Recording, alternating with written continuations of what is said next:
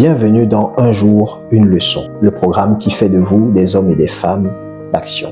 Alors aujourd'hui, nous parlons de la foi pratique, non la foi théorique, mais celle qui donne un résultat aujourd'hui dans votre vie. Pour suivre avec nous efficacement cet enseignement, il y a un prérequis. Le prérequis, c'est être né de nouveau, c'est-à-dire avoir accepté Jésus-Christ comme son Seigneur et Sauveur personnel, parce que vous ne pouvez pas marcher dans la foi sans avoir accepté Jésus-Christ comme Seigneur et Sauveur personnel. C'est extrêmement important.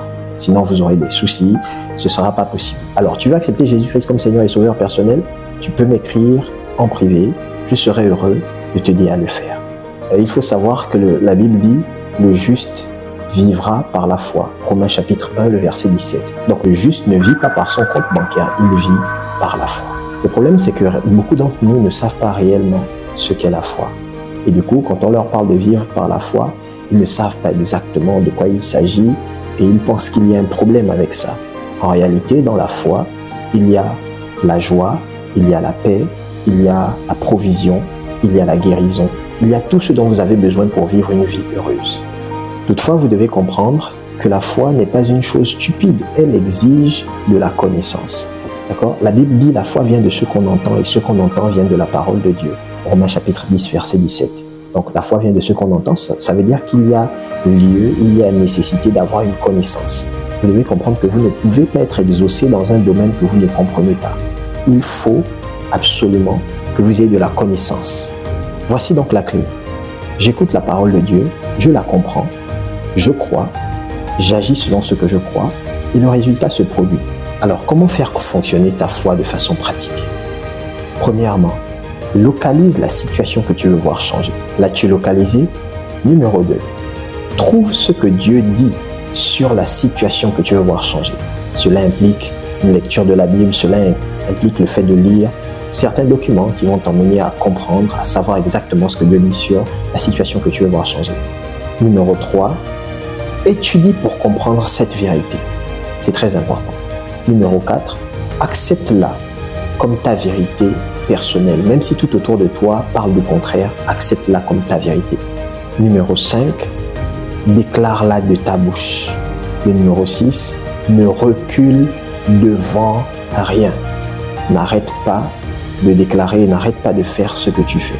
Je vais te donner le numéro 7, il est très important. N'arrête pas de rendre gloire à Dieu. En d'autres termes, n'arrête pas de louer. Si tu arrêtes de louer, tu vas arrêter de croire et tu vas renoncer. Le secret pour ne pas renoncer, c'est de louer. Romains chapitre 4, le verset 20, dit que Abraham fut fortifié dans la foi, donnant gloire à Dieu. Si tu veux que ta foi reste forte, alors que tu es dans ce process, il faut que tu restes dans la louange. N'arrête pas de louer, n'arrête pas d'adorer. Bien, maintenant passons à l'action. Peut-être que tu traverses par une crise familiale, peut-être que tu traverses une dépression. Peut-être qu'il y a des choses dans ta vie qui ont besoin d'être réglées. Alors, la foi n'est pas spectatrice, elle est agissante, elle agit. L'occasion t'est donnée maintenant d'agir avec les bons matériaux. Maintenant, si vous êtes en train de passer une situation financière délicate et que vous attendez Dieu pour un changement dans cette sphère, dans ce secteur spécifique dans votre vie, vous devez savoir qu'il y a des principes divins attachés aux finances. Respectez-les, ok? C'est très important. Ensuite, qu'est-ce que vous avez entre vos mains? Créez, entreprenez. Okay. La foi ne se plaint pas.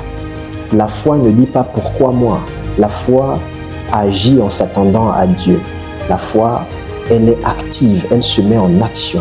Donc mettez-vous en action. Cette maladie, cette situation, cette peur n'ont pas le dernier mot. Pendant que vous marchez pour le changement, vous allez vous rendre compte. Dieu vous soutient pleinement et il va se manifester et faire ce dont sa parole parle. Si pendant que tu écoutes cet audio, tu as mal quelque part, j'aimerais que tu poses ta main à l'endroit où tu as mal. Je vais prier pour toi juste pendant quelques secondes. Au nom de Jésus, je commande maintenant à cette douleur, à ces maux de disparaître de ton corps. Peu importe ce que c'est, maintenant même, au nom de Jésus, cela disparaît. Amen. Si tu crois en cette prière, quelque chose s'est passé. Et toi, que Dieu, as-tu vu la main de Dieu agir dans ta vie? Partage ton témoignage en commentaire, ça va certainement fortifier quelqu'un. Si cette leçon t'a béni, abonne-toi, commente et partage à quelqu'un qui en a besoin. C'était ton programme Un jour, une leçon, le lieu où les hommes et les femmes passent à l'action. À demain pour une nouvelle leçon. Shalom.